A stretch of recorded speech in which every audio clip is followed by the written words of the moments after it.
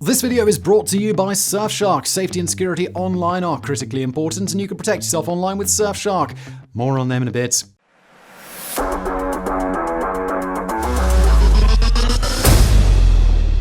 While some people can go decades without ever getting on a plane, for others flying is practically an everyday part of life. Whether you're a seasoned veteran of air travel or preparing for your first flight, here's a list of things you probably didn't know about air travel, most of which you probably didn't want to know.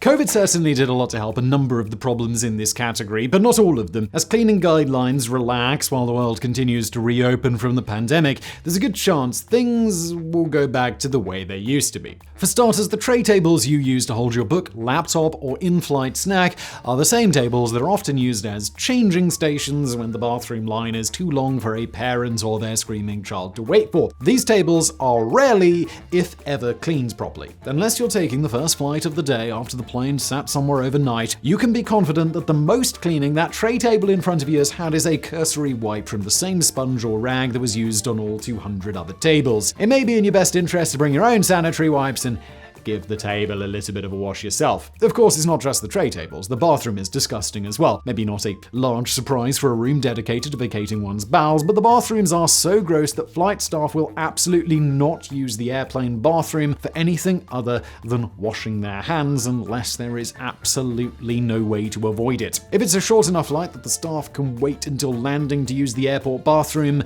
you may be advised to do the same. If you do have to use the bathroom, just be courteous enough not to wait until the last minute. Anyway, once you've used the disgusting bathroom, maybe you're curling up with a warm blanket and taking a little nap during your flight. If so, then keep in mind that sometimes the blankets and pillows are reused between flights and just folded up and put back into storage rather than being cleaned. The same blanket you're trying to use to catch some Z's could be the same blanket someone just spilled their coffee on, a baby spat on, or a renty couple used to conceal entry into the Mile High Club. Yes, really. Finally, don't take your shoes off. The flight staff will absolutely judge you and your complete ignorance, as the carpet has been drenched in spilled food and beverages, vomit, blood, and everything else you can imagine without ever having been properly cleaned. Needless to say, if you drop your snack, the 5-second rule, which we all know is a myth anyway, absolutely does not apply on an airplane. Perhaps we'd all be better off boarding the plane in hazmat suits.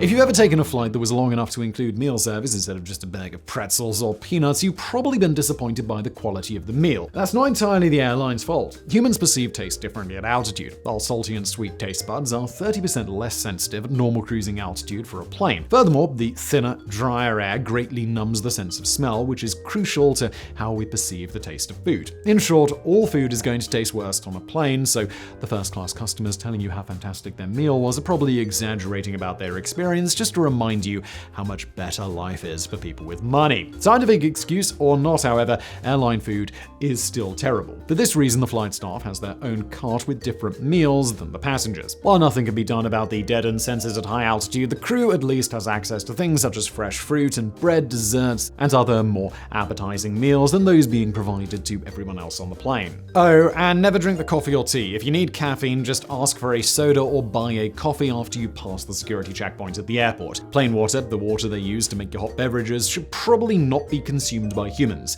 The water is stored in a tank on the back of the plane, and by all accounts, these tanks aren't very often cleaned. While this test was performed by the Wall Street Journal all the way back in 2002, bacteria levels in the water were found to be as much as 100 times the limit allowed in the United States. Despite this investigation, there doesn't seem to be any evidence that the tanks are being cleaned any more regularly than before. Since the food is barely edible anyway, hopefully you won't be too disappointed to learn that the flight staff will also do their best to hold out on you. During long flights, flight attendants will often delay meal service, so more people have the chance to fall asleep. The more people that are sleeping, the fewer people they have to serve. This isn't a cost-cutting measure imposed by the airline, they just choose to handle it that way because it's less work for them.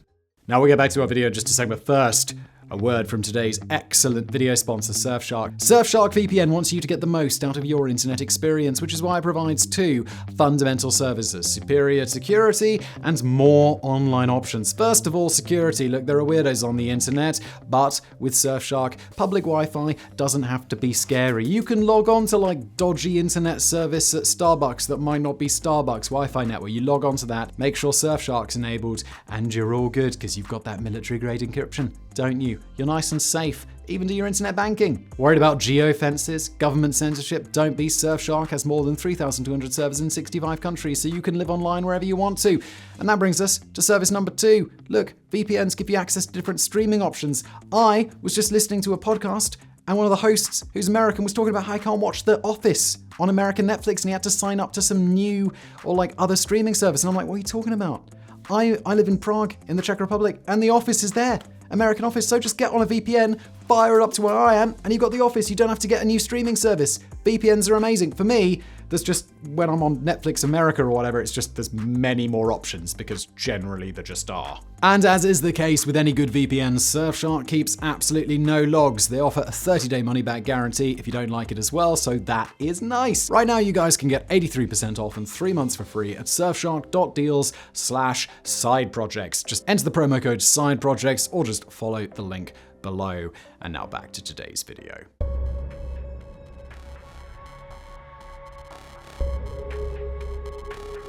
This certainly isn't a bad thing, it just manifests in ways that passengers may not realize. For example, the classic 1980 movie Airplane isn't just a comedy, it's an important cautionary tale. While not technically an industry standard on most airlines, the pilot and co-pilot are not allowed to eat the same meal or share their food. At least one airline goes so far as to forbid pilots, who will be flying together, from eating at the same restaurant before a flight unless they eat at least an hour apart. This is to ensure that in the unlikely event of contaminated food, both pilots won't be stuck with food poisoning at the same time. A flight attendant asking if there's a doctor on board can be cause for an alarm, but asking if there's a pilot on board would be cause for mass hysteria. You also may have noticed that during takeoff and landing, the lights in the cabin of the plane get very dim. This isn't to set the mood. The cabin of the plane is actually kept dim so that in the event of an emergency, your eyes will already be more adjusted to the darkness. This will allow for a faster evacuation of the plane rather than adding the additional panic of not just an emergency, but sudden darkness after being exposed to an extended period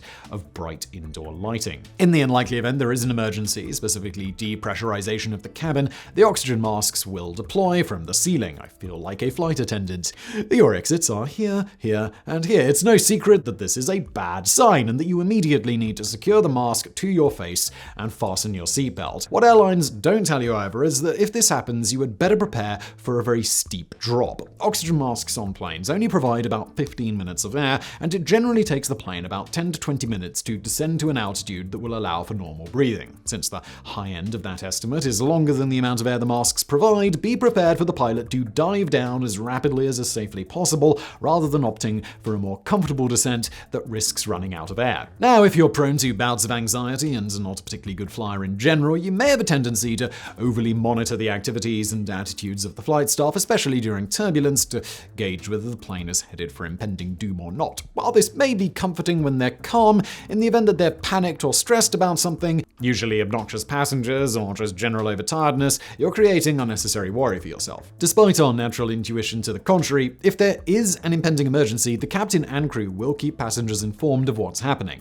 They would rather have everyone be as prepared for whatever emergency is going to take place as possible to ensure maximum chances of survival than withhold information just to keep everyone calmer for a few more minutes. Now, the only thing taken more seriously than safety is cost cutting. Fuel's expensive, but it's also heavy. The more fuel that's loaded onto a plane, the heavier the load will be. The heavier the load, the more fuel needs to be burned to get off the ground. That means a properly stocked plane is more expensive to fly than a plane that has decided to live dangerously and bring just enough fuel for its intended destination. Unfortunately, with rising fuel costs, most companies are choosing the latter. Not only is this a safety concern, but in the event of unexpected delays or bad weather, an increased number of planes are being diverted and making emergency landings than in the past.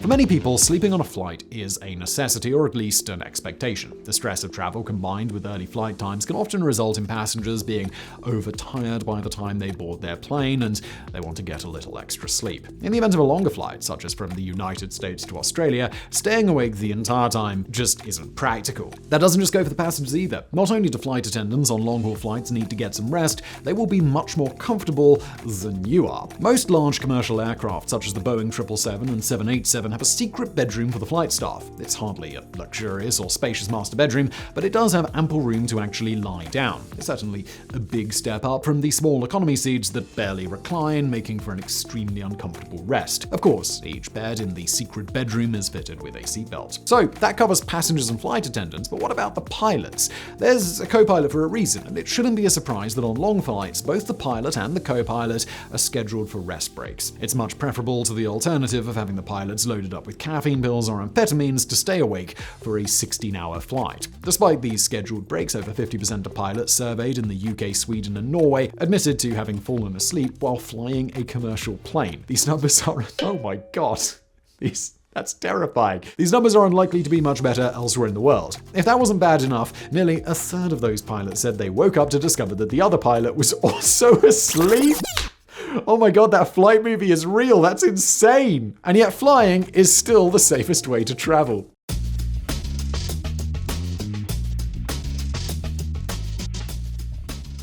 Specifically, flying with your pets in the cargo hold. Airlines aren't being negligent in this regard. There's just only so much they can do. Pets may have to wait outside for extended periods of time in blistering heat or freezing cold while the cargo is being loaded onto the plane. While the temperature itself is unlikely to cause any serious harm, they are also subject to all the loud noises of an airport, which are extremely stressful for an animal in a carrying case. Most pets don't like to travel at all, especially in a carrier, even if it's just a short distance. A lot of people don't like air travel. It can be stressful and unpleasant. For pets in the cargo hold, this really is pretty amplified. They're loaded into a dark room filled with nothing but luggage and maybe another frightened animal or two. The situation can be so much on a pet that extreme stress alone is enough to cause some of the animals not to survive a flight.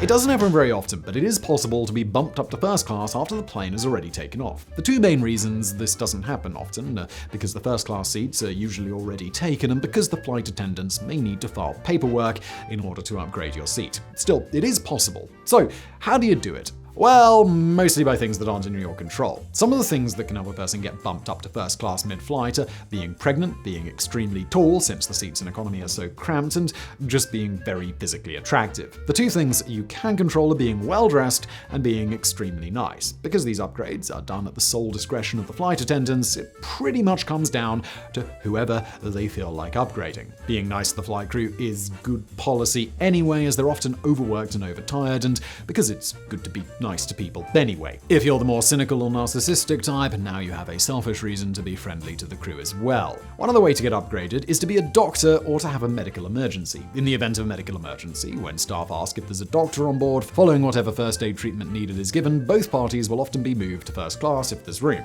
This will both give them more room and place the doctor and patient next to each other, as well as close to the flight attendants, so that the situation can be monitored closely. Just remember that there usually aren't seats available in first class, so please don't go around faking medical emergencies in the hope of getting more legroom.